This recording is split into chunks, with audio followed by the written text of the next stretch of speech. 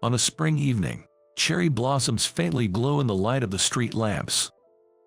At the welcome party for the new hires, the woman sitting next to me asked, "Jason, what type of woman do you like?" Her name is Lillian. She's a 22-year-old new hire. Pulling her bangs back makes her look older than her age. She's quite a beauty. I'm Jason, a 45-year-old single office worker. Far from being handsome, I have an unremarkable face, a bit of a belly, and a slightly chubby build. Lately, my hair has been thinning too. My biggest insecurity is my short height. There were no women in the company who would strike up a conversation with someone like me. So, when a young, pretty 20-something asked me about my type, I was both shocked and elated as I answered her question. I guess someone cheerful and kind. Young folks sure have a lot of energy, don't they? Nervously, I said that, and she responded with a shy smile. Are you okay with someone much younger? It was this conversation that made me start noticing her. On the way home from the welcome party, we happened to share the same train ride for part of the journey, and we chatted about various things. She mentioned that she has a thing for older men. When I talked to her, she was a very serious girl with a very solid mindset. I didn't sense any of the typical carefreeness associated with young folks in her. Perhaps because of her mature character, guys her age just didn't seem reliable or fulfilling for her. She mentioned she had many older friends. Ever since then, she and I got along well. We chatted a lot during work, and I often helped her out when she was stuck. You know, it'd be clearer if you added a graph to this document. You can quickly make one by clicking here. Got it, I'll give it a try. Oh, you've been talking for a while now. Are you thirsty? I'll get you some tea. She always approached me with a bright smile. Her smile was incredibly captivating, and I found myself growing fonder of her day by day. Then, one day, I mustered the courage to ask her out for dinner. My heart raced, wondering if she might decline, but she readily agreed. To ensure she felt at ease, I chose a chic bistro instead of a high-end restaurant. I enjoyed a beer, and she had a citrus cocktail, as we relished our meal and conversation. Despite our age difference, we hit it off. Discovering we shared similar tastes in movies, our conversation never waned, and time flew by. She looked happy and smiled throughout. As we walked toward the train station on our way home, she turned to me and said, would you be interested in dating me? Excuse me, I couldn't believe my ears. For a plain and impressive older guy like me to be confessed to by a woman, especially by someone as young and lovely as her. It felt so unreal, almost like a dream. Of course, I immediately said yes. Is this really not a dream? Making sure she couldn't see, I discreetly pinched the back of my left hand with my right. Ouch. This is definitely real. No doubt about it. For someone like me, who's never been popular with the ladies, she became my very first girlfriend. I often wondered what she saw in an average-looking guy like me. She told me it was my kind and earnest personality, and the fun times we shared together that won her heart.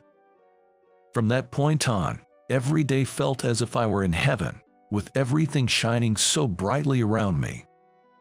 It made me believe that if you live life earnestly, even through the tough times, good things can come your way. I felt that from the bottom of my heart.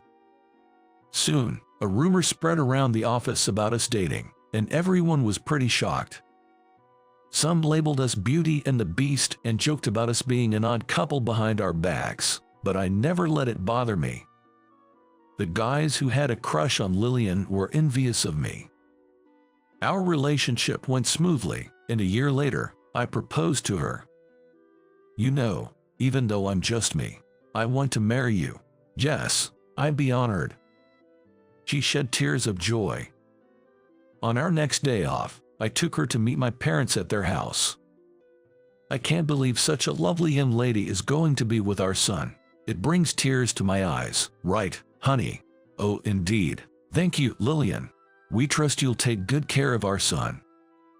My parents were overjoyed and warmly welcomed her.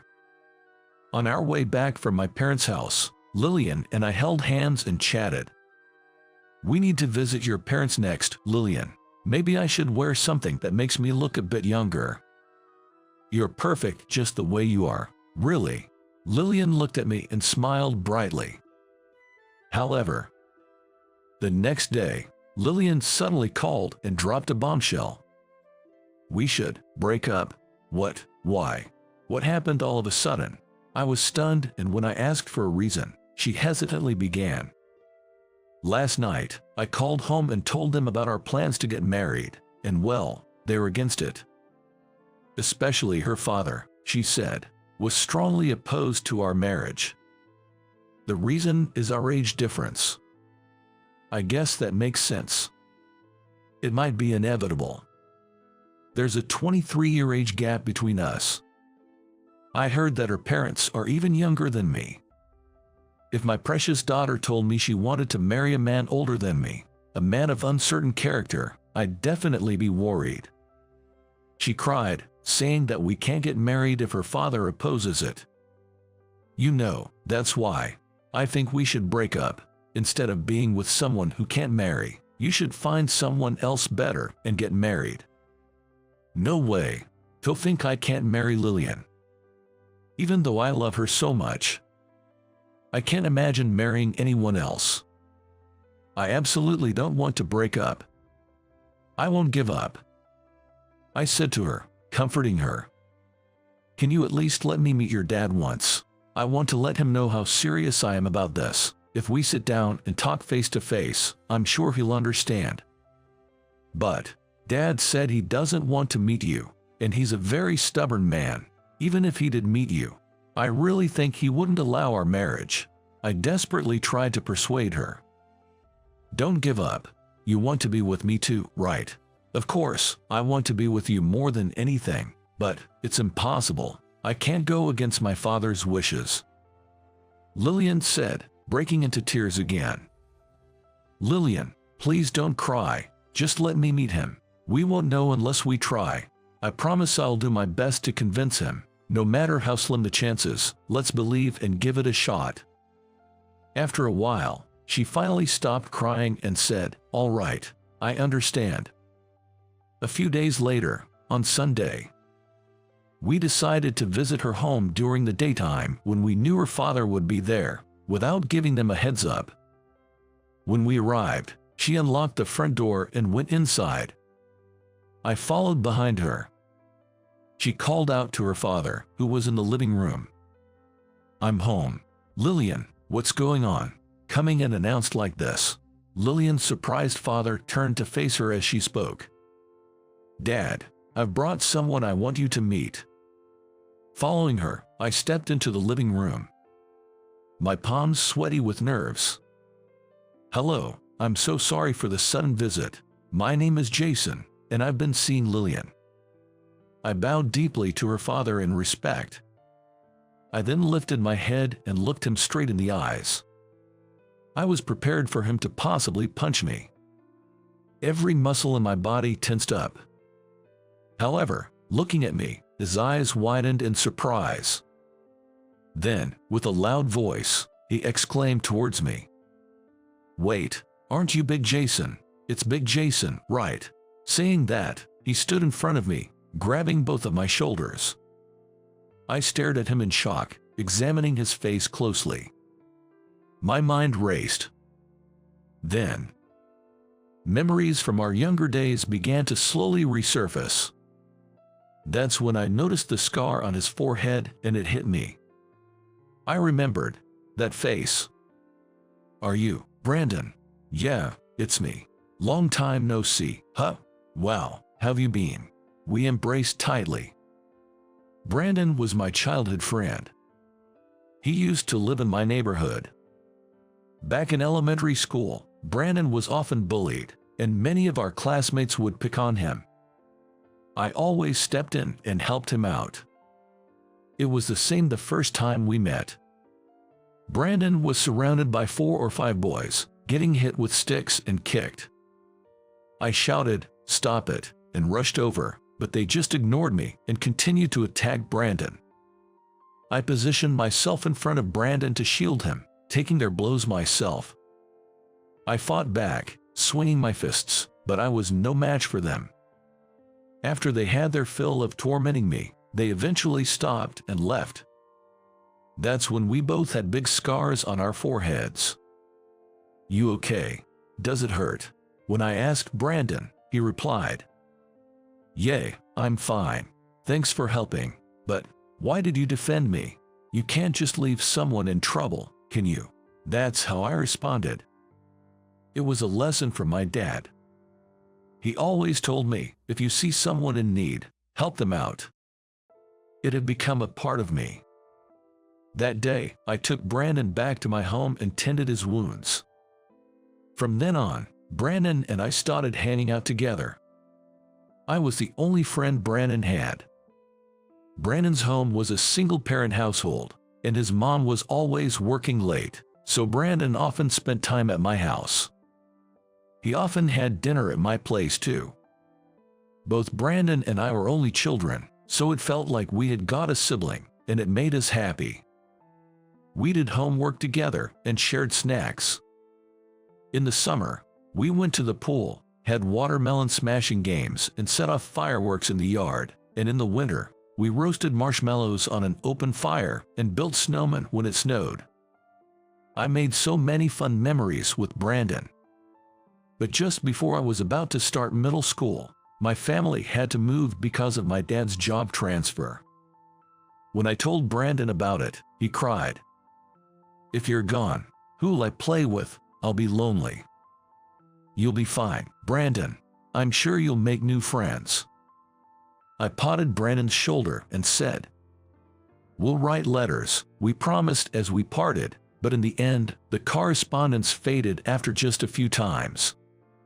Come to think of it, Brandon mentioned in a letter from a while back that he had become friends with a new kid who transferred to his school. He's probably getting along well with his new buddies. I was also busy adjusting to my new environment. We continued to exchange holiday cards for about 10 years, but eventually, even that stopped. I think the last card mentioned something about him getting married. I can't believe Lillian's dad is Brandon. What a shock. I was just as surprised. We laughed and playfully slapped each other on the shoulders. Lillian looked at us with a surprised face. "Take a seat. Let's have a drink tonight," Brandon said, gesturing for me to sit down. Lillian and I took seats across from Brandon. His wife brought out beer and glasses from the kitchen. We poured the beer into our glasses, and Brandon took the lead for a toast. "Well then, here's to celebrating my reunion with Jason, and also to Lillian and Jason's engagement." "Wait, Brandon, are you okay with this?" "Of course I am. I know exactly the kind of person you are, Jason. You might not have been the best at academics or sports, but you've always had a strong sense of justice and were sincere and kind. I can trust my daughter with someone like you. Age doesn't matter. I realize that now. I'm relieved.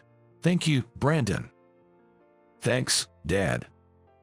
Lillian was also overwhelmed with joy and shed tears. That night, Brandon and I shared drinks and reminisced about the good old days. 6 months later, Lillian and I had our wedding.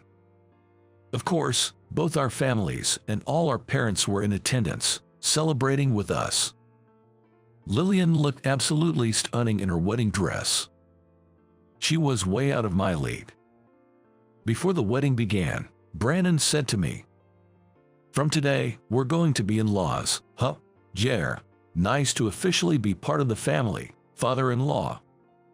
When I said that, Brandon laughed. "Drop the father-in-law stuff, will you? It's such a strange feeling, reuniting with an old friend like this, and on top of that, becoming related by marriage. And right next to me is my beloved wife." "I'm so happy," I whispered, to which Lillian replied with a bright smile. "I'm happy too." She smiled and gently touched her belly. Inside Lillian's belly, a new life is growing. I can't wait to meet this little one. I want him to be happy for sure. Jer, let's make a happy life, the three of us. There was a time I was worried when our marriage faced opposition. Never imagined things would turn out this way. Brandon had been too hard on his daughter in the past, something he regretted. He promised me he'd learn to cut the cord since she got married. He said he felt at ease entrusting his daughter to me. Today's sky was so brilliantly blue and clear, it seemed like yesterday's rain was a mere lie. It felt as if even the heavens were celebrating our new beginning.